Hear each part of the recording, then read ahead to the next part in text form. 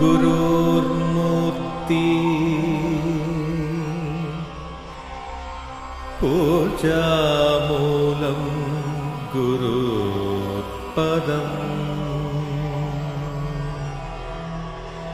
मन्त्रमूलं गुरुर्वाक्यम्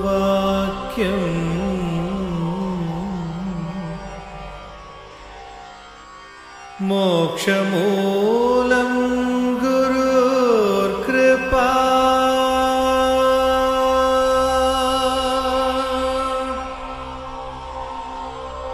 Om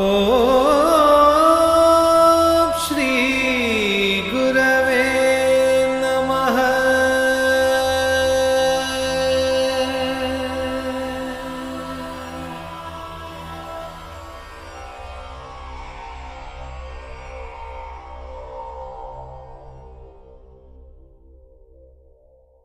Not exactly meant for the domestic consumption, it is high quality.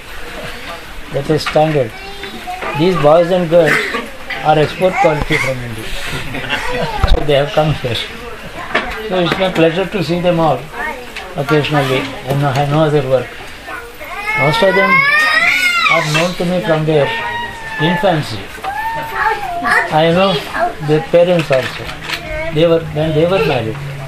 So it's like meeting 3 generations of people who are far away from home and praying for them.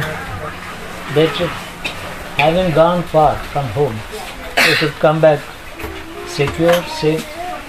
Everything that is valuable should be intact with them. What is so valuable is culture, motherland, mother language, and some good traditions.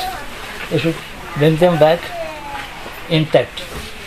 Plus, whatever they might have earned by the material wealth, that should be safely coming home with them for the good of that society. So, these are the common prayers we have. Most of them have done hard work in earning top-class degrees. All of them are self-made because no recommendations work in America. We can't have an uncle to give us a job there. They have to went with their own way. All of them are hard-working, simple, which is why we call them in the Indian language export quality. So they will come back soon, I am sure. And the next generations are coming up here. Some of them are infants, some of them are in teens, some of them are graduating. The next generation have entered jobs and things like that. Probably the children born here who are in their early teens, I hope they will be taking great advantage of the very high standards of education of America. Compared to the Indian standards in the universities, the standards of American colleges and schools is very, very high. The education system has been affected by many factors in India. It has been politicized.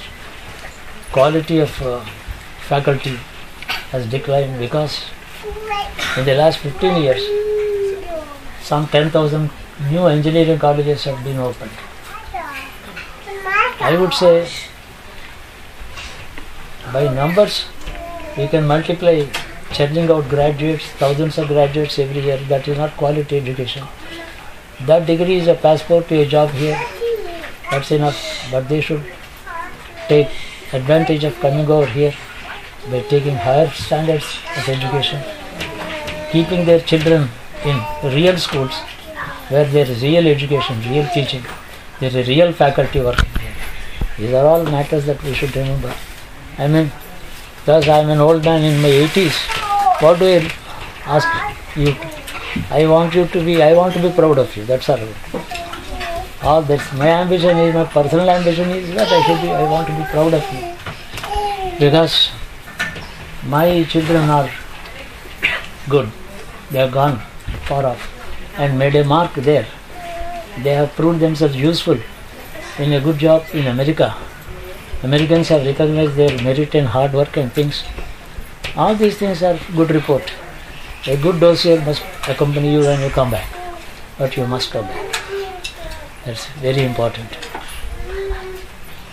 It doesn't matter if you are a citizen of America, but you can have a dual citizenship. It is like in government service, somebody has a permanent job, he is on deputation elsewhere, that's called a lien. So he is sent out for a while and he comes back to he retires in his original post. Something like that.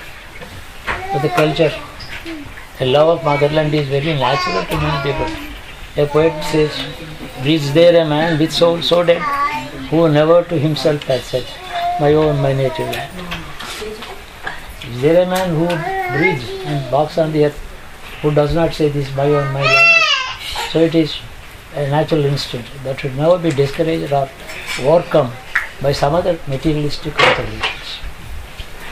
Nativity is like your own mother. You can achieve. Go out far away from home only to achieve something, not to lose the mother. And India is, after independence, it has progressed on some fronts, regressed on some fronts, acquired new wealth, new problems also, new difficulties. Their exposure to a great country like this, where the public administration is streamlined, it works like a precision machinery, citizen is taken care of, indiscipline is not tolerated, highest degree of efficiency is demanded, and there are no corrupt practices in public administration. Such a country must infuse some sense of discipline in us. That should be, we should try to implement it in our motherland when we come back. So that's, rather than some dollars, this culture must be brought back in the materialistic plane in India. Your spirituality, your moral values, and the trust in God, trust in honesty, they are there in the tradition. That should be kept up. That way, soon maybe within a few decades, there will be need for you to come back to serve that country. There may not be a force that sends you away from here. That is not what I mean. But the need to come back to India is there, which will expect you to come. Many things have to be done for the people of India. Some enlightened citizens like you must contribute to the welfare of the society in India. Not money, but the sense of discipline. That's very important. Sense of discipline is what takes a man to the highest status in this world, and also to the God ultimately. The discipline is the word derived from the word disciple. Disciple, discipline. You must be a disciple. That means you must imagine that there is a master. Who is that master? The God, who is the incarnation of knowledge, morality, sense, discipline, love and principles. We have to have that faith. And discipline cannot be imposed. In public traffic it is imposed. In individual personal life it should be self-imposed. There is no supervisor over your private life. When you drive, there are rules. Uncle is watching you from above also. So you can't escape his view. So that is imposed discipline. In private life it should be self-imposed. Nobody can search your heart whether you are morally sound or not. Who can search? So what is known as conscience, that's our boss, that's our master. Our master is our conscience. Even though when my mind is going in the wrong way, my conscience tells me I am not morally right. I ignore, that is called the inner voice. When conscience is inner voice, when conscience is listened to, a man is going to be better. When conscience is ignored, he falls into the trap of mental temptations. So we have to remember that there is an inner voice. He is very watchful. Even in my dreams, that inner voice is watching me. When I remember my dream, when I do some soul searching, why did I dream like this? That I killed somebody, I looted something. Or there may be some inner temptations inside me. So I dreamt about it. So there is somebody who is watching. He created this dream to tell me what I am. He is watching me. I must get rid of my inner weaknesses. So please keep in touch with the literature and Puranas or whatever you call it, whatever you may like it. And literature of India is not totally understood by one reading. It looks like yes, I have understood Mahabharata, I have understood Ramayana, just a story. The cinema people create the story on the screen. It's not as though the text of it has been understood. There is a message in between lines. Second time, third time reading would give you that inner message which is between the lines. So keep reading them, discuss with the children, narrate some stories to them so that they might get interested. Who does not know the story of Ramayana? Who does not know the story of Mahabharata? Then why should I read? Not for the stories and some incidents, a series of incidents, but inside the incidents, behind the incidents, everywhere there is a message. And without reading in depth, and some modern thinkers are criticizing the characters of Mahabharata and Ramayana. They are not at fault. They ignore their duty to read it in depth. They did not understand the message. For example, many people create Rama. They criticize Rama for sending his wife away when she is pregnant to the forest.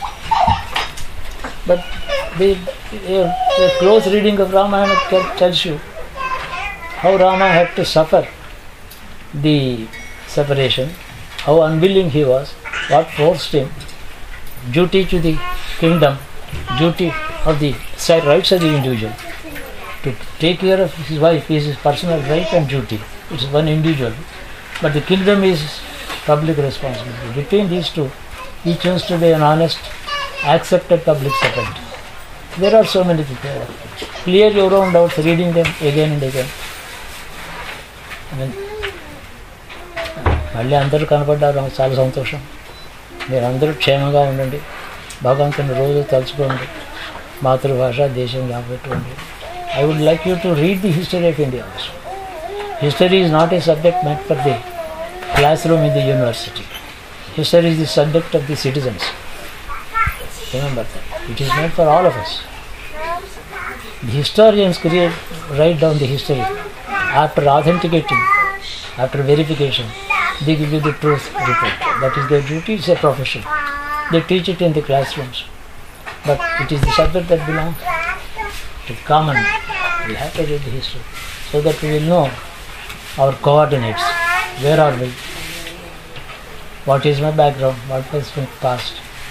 So, on the graph you have called X and Y, you will know, you will be able to locate yourself physically, emotionally, traditionally, and futuristic view, so that you can trace the future graph also. Parameters are there. There are many parameters that govern the human life.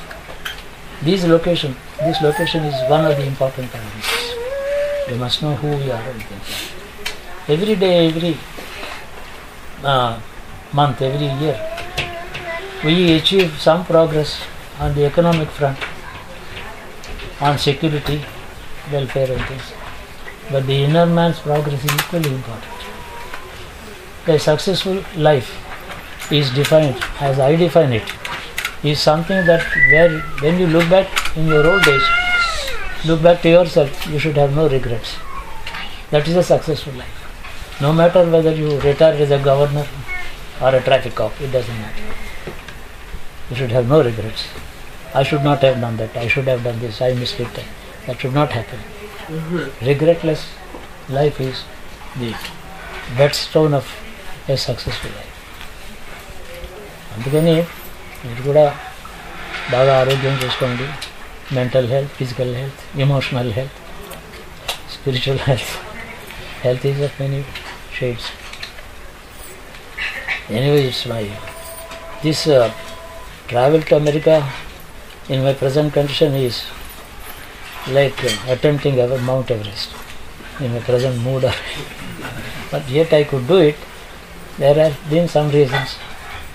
No, it's not such a voluntary, happy undertaking, but I have to come.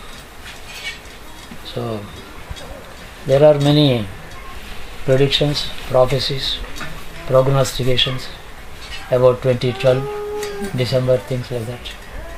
Yes, God will. I was discussing with my friend yesterday.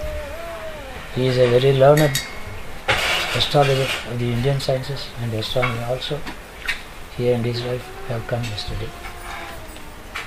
Well, many American thinkers are seriously considering these questions. So I had to meet some of them. They all came to my country, my place. The reason is, rather than expectation of some fear or apprehensions, try to understand ourselves. What is it that, do I deserve a destruction? That's the basic question. Do I deserve protection? How? Then we can write our own dossiers. You can write your dossier, I can write my own dossier and put marks. How many marks? Suppose I am my own examiner, honestly. Would I fail me? Would I succeed me? Would I pass me? How many marks for my moral values, my conscience, my strength, my honesty, my serviceability to the society? So, therefore I am scoring about 78%. No, I deserve to be saved. Then he will be saved. Why should you depend on somebody's assessment at all? The boss who passes your remarks, annual remarks on your report of performance, he is confining his judgment to the performance in the office hours when you are with him. He doesn't write anything about you individually. So we know much more about it, about ourselves. So we are the best judge. A man is the best judge of his own self. Very important. So this way, not so. There are words like soul searching and all that, but I would say just in common sense, a self-assessment of every aspect of the life is necessary for all. So that instills a sense of discipline. You will realize there is a silent boss there inside. His vision cannot be avoided. You cannot escape from the watchful attention of the inner conscience. That is, where is the God? Conscience, the voice of conscience is the God. Even a criminal knows that he is committing a crime which is not right.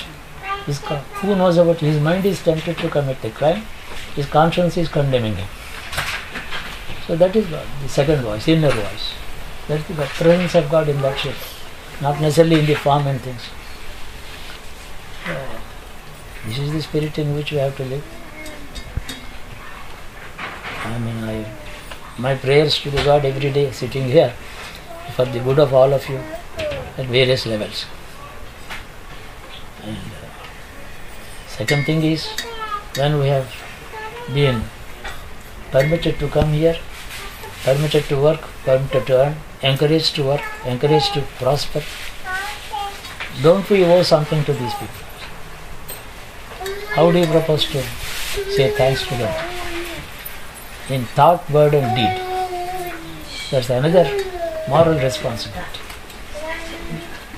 We have to show our respect, gratitude in thought, word and action.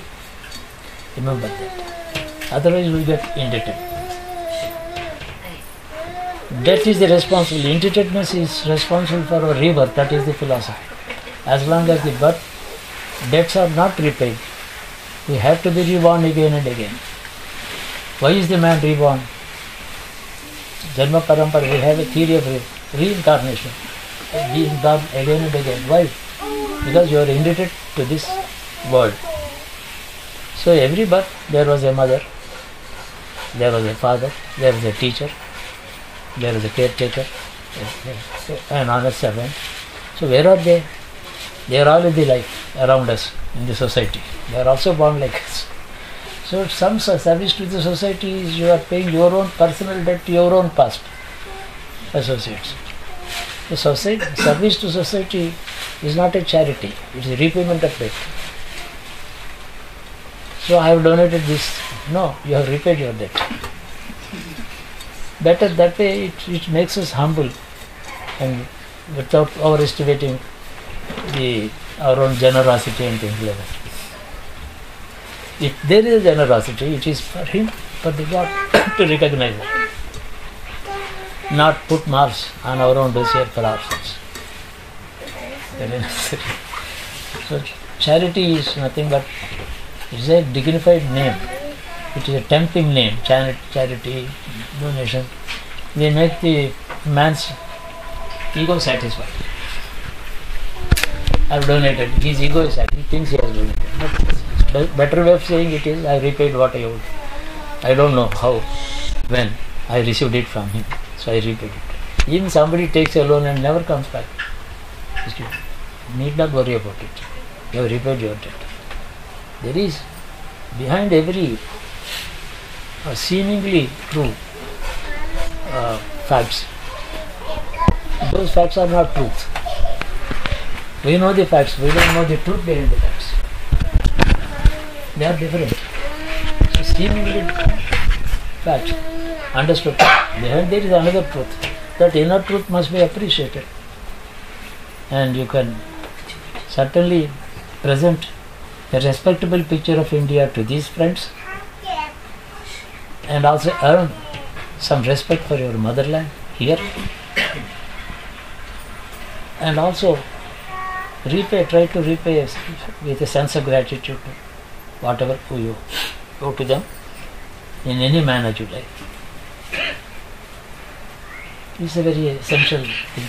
That is how, otherwise we have to, one day or the other, in some form or the other, even if by getting cheated, we repay sometimes. We cannot escape repayment of debts. Again and again, the nature, Mother Nature, which is giving us a rebirth again and again, it knows, that mother knows how to take back what was taken away from somebody, how to collect the debt back. Till then, rebirth is inevitable. So, instead of somebody stole my wallet, I may complain to the police, but mentally I should be prepared to think that perhaps what he owed, what I owed to him, is collected. A better way. And also, if somebody has stolen your purse, obviously he is poor. You did not give him as a charity. He took it. Another way of understanding. There is no regret, no sorrow. For the sake of public discipline, law and order of the country, you have to report to the police. That's all. Do not expect it to come. It keeps our mind light. No worry. We can go out with a smile. Attitude is important. Jnana antara, attitude is jnana. Our parents, grandparents and many generations before us, they lived in simple life, some high thinking, spirituality, morality, devotion to God, some service, not expecting much wealth. Did they not live a noble life? And whatever merit they might have earned, is being encashed by us. It's not our own making. That is remember. తాతలు తండ్రులు వాళ్ళు చేసిన పుణ్యం, ఏదో 2 దోతులు కట్టుకుని గోదావరి స్నానం చేసి పూజ చేసుకుంటూ బతికారు, చాలా త్యాగం చేశారు. ఆ పుణ్యం మనం ఎన్కాష్ చేసుకుంటున్నాం, అది మర్చిపోతుంది. Merit earned by our elders, the earlier generations, is coming in shape of a prosperity today. So we owe it to the ancestors also. And some kind of an idealistic citizens from India should earn respect for that country.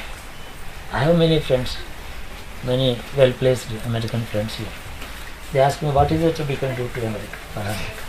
I said, give us your respect, your friendship. We want your friendship. No dollars are not necessary. Make us your good friends. Take us into confidence. That's the only thing you should ask for. Very essential.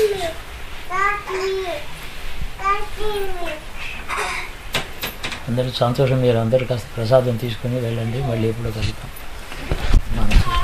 మనసులో కలుసుకోవచ్చు, ఎందుకంటే రోజు ఇంత దూరం రోజు 200 మైళ్ళు drive చేసి రావడం ఏం అక్కర్లేదు. మనసులో కలుసుకోవడం రూపాయి ఖర్చు లేదు, శ్రమ లేదు, టైం వేస్ట్ లేదు. ఆ ఫ్రెండ్స్ వెళ్ళి కలుసుకోవచ్చు. ఈజియెస్ట్ అది మెథడ్. అది మహా అయితే లేదో టెలిఫోన్ ఇంత ఉన్నాయి చేతిలో, ప్రపంచంతో మాట్లాడేస్తున్నారు. మేము ఎప్పుడు ఎరగలేదు. పూర్వం మా టెలిఫోన్ చేయడం అది కూడా చాలా కష్టంగా ఉండేది. ఇప్పుడు ప్రతి జీవులోనూ ప్రపంచం ఉంది. ఎంత కష్టం, ఆశ్చర్యం. Technology, advancement of technology is something mind boggling, and people like me are far far far behind this technological age. I cannot operate all the parameters that the TV has. I ask my grandchild to switch it on or change the channel. That's all about it. But I am quite happy. I don't have a telephone, cell phone, because I can't operate. I can't use it. Computers, I am a thorough ignoramus, computer illiterate. Perfectly comfortable. I don't have a computer, but they have. So with all this advancement, their lifestyle has changed. So these are all part of our life. Today we are advancing ourselves. This is all intellectual, technological, scientific advancement. A moral advancement should also accompany that. Self-confidence. Remember one thing, a country cannot depend on another country for employment. Catch my point? How can India depend on American employment forever? Suppose American boys and girls are equally educated, they take away their jobs, which is their birthright. Be prepared for it. Self-employment, self-serve. Come back to India, introduce this kind of technology, culture and all to inside India. Do something. My honest advice to the Indian youth is not to depend on American employment. They have given us the employment for 3 decades. They have given us a fillip to our social status, economic status. Be grateful to that. Always be prepared to go back home. Self-reliance. Thousands of engineering colleges have come. That's business, that's called education business, but not spread of education. Suppose there are no employment, no potential here, reduced. What will happen to these colleges? Your voice akkada kuda kanapadali. At home, your voice must be heard. Your advice, your indications, what you think of what is right and what is wrong in our country, meere akkada maatladali. You must come and express your opinions, your views from out of the experience which I have gained. Your experience must be of great use to youth community. Adi kuda undi. There are so many things. I don't want to bore you with so much of talking and talking.